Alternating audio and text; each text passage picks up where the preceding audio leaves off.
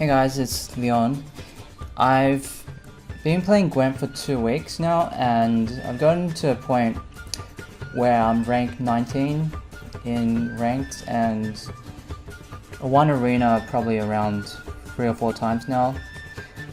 So Master Mirror title 3 or 4 times pretty much. And I want to explain to you a little bit about the concept of these cards in particular, because I love the game, but I see people misusing these cards very often, and I see people not knowing what to do when against dry passing, or when to exactly dry pass in particular. So without further ado, I'm going to get right into the meat of the discussion. First off, let's talk about why people dry pass, okay? Say for example, it's your first turn and you got this hand with nothing really to play for. You don't even have any of these cards that are highlighted here. It is a really good idea to just dry pass in this scenario, because you got nothing to play for. If you play something, it'll just get countered right away, for example, and then you have to fight back from a disadvantage. So given you have nothing to play for, just pass right away. And even if you have something to play with, like even if you have this guy, for example, to play with, I still recommend going first to dry pass this, because say for example, if you play him going first, a resilient unit, and what if, say for example, they play out these 2 troops here, countering your guy and going up plus 12. Now you have to work back from a setback of minus 12, and if you don't, then you're at a -1 card disadvantage, and that's huge because it'll likely cost you the game if you can't fight back from that. So that said, do not play. I really advise against playing him in the first round.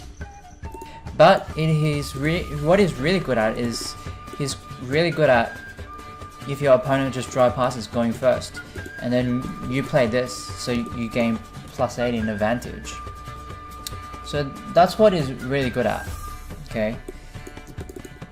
And he's really good at if you're in the second round and you played your last card at like 22, or this could be in the first round as well, in the first or second round.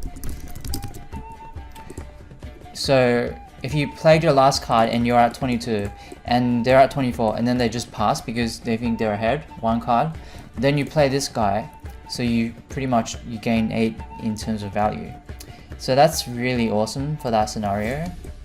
But again, don't play him going first. Okay, that's a mistake a lot of people make. Right, now these 2 cards, right, they're different because they resurrect, and so in that case you can actually use them going first. You can, alright? So they only get countered by a few cards like Morvan and the leader Radovic. And Radovic needs 2 locks to make most of his value, so it's not too bad, so you can actually use him going first, right? So I explained it why here. If you go first and they just kill it, and then you pass right away, by them going first for next round, they cannot dry pass the next round, because you don't have to play anything to win the card because you got this guy in the board. Now the question comes from, should you play this guy when going second? Well, the answer to that is only if it beats the card in your opponent's starting hand. So for example, they went first and they laid out a trebuchet 8, and then you put this guy down, which is a 9. Alright, that wins it, okay? So that's a good idea. But let's say for example, they played us 12-point play, just theoretically, okay? 12-point play. Is it still a good idea to play this guy? And the answer to that question is no, because then they just can pass, and then you have to play another unit, right? And then in the next round, you're going first, right? So with a 4 cost in your field, okay?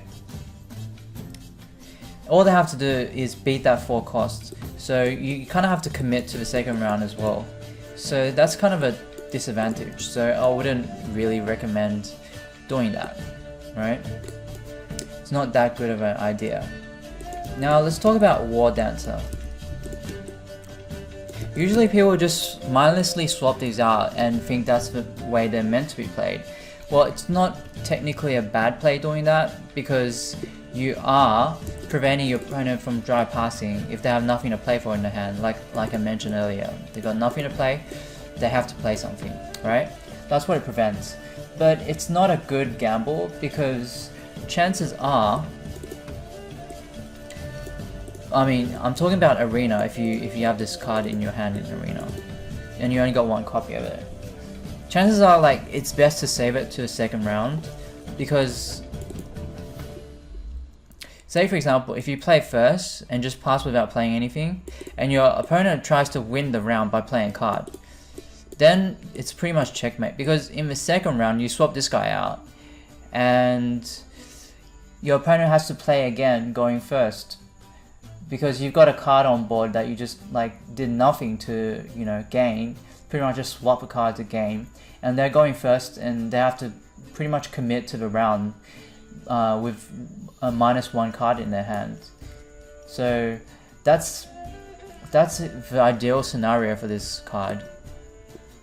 He really has to commit to it at a -1 card advantage. And if you win that round, he went -1.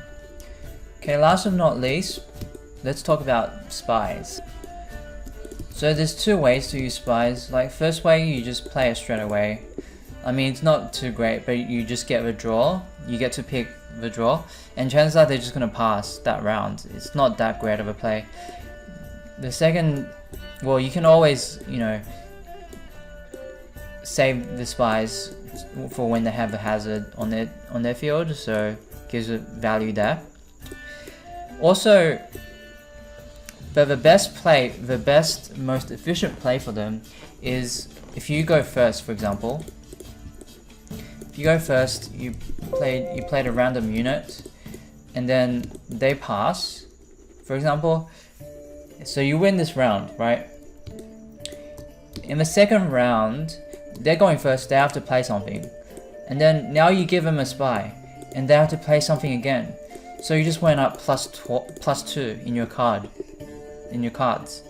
So that's the best way to use these spies, right? That's the dream scenario. It's the dream. If they don't have another spy in their hand to give to you, then you definitely just went up +2, okay?